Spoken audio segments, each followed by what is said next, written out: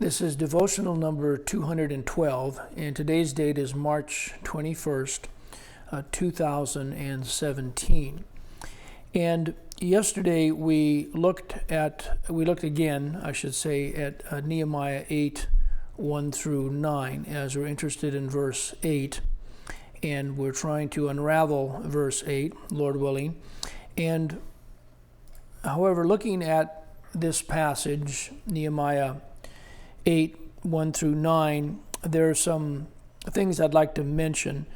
Number one, we want to keep in mind that these events that are in this passage transpired after the end of the Babylonian captivity, which, if we've understood this correctly, would correspond spiritually to our present day of judgment.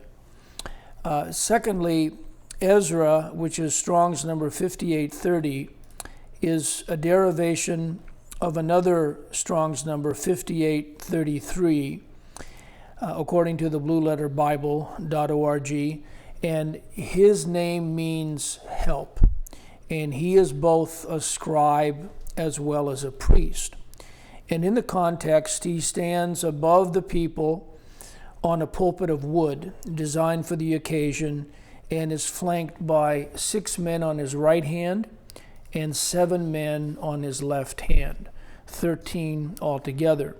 And possibly this refers to either the 13 tribes, or the number 13 is a number, if it has spiritual meaning, refers to the time of the end.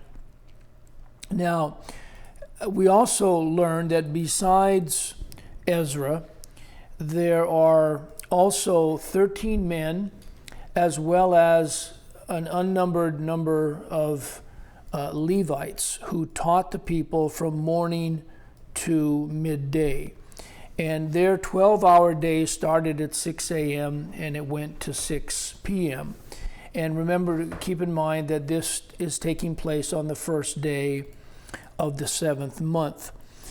Most importantly, and I brought this out in our yesterday's devotional, in verses 2 and 3, as well as in verses 7 through 9, there are 5 references to the word understanding or taught.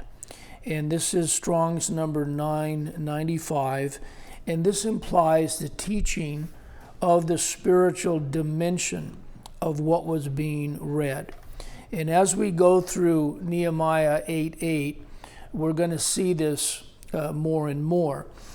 There's also the curious phrase that the people gathered together as one man, which is only found 8 times in the Old Testament.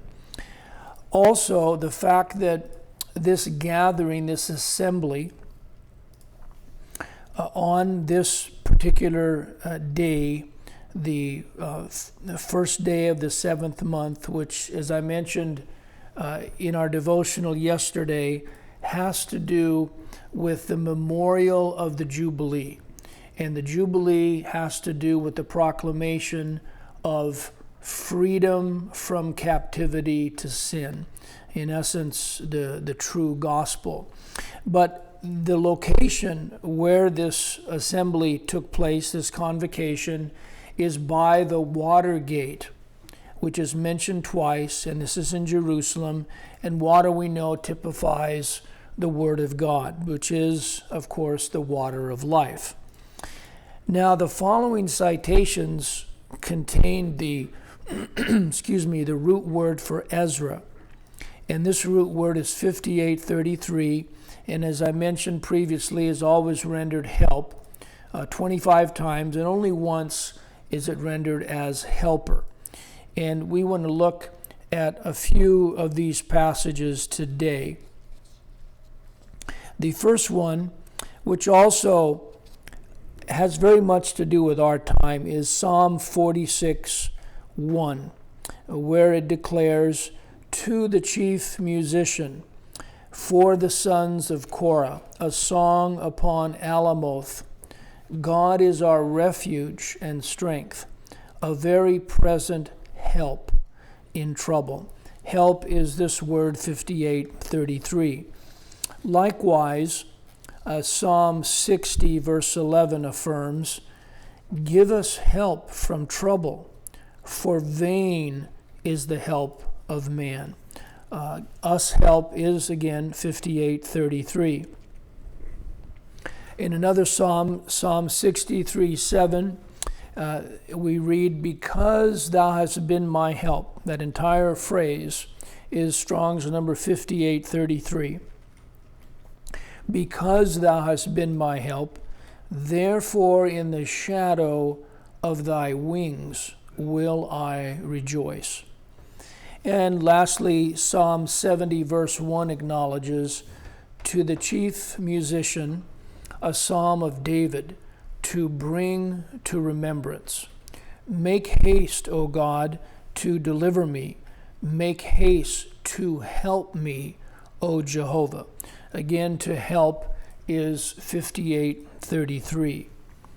Well, as we continue looking at Nehemiah 8:8, and we've been looking at the word distinctly, which is 65:67, and I mentioned that it appears 4 other times besides Nehemiah 8:8, and we're looking at each of these passages because they are each rendered, even though it's a word that's only used 5 times. What is somewhat remarkable about this word is that it's translated 5 different ways, and this is pretty unusual.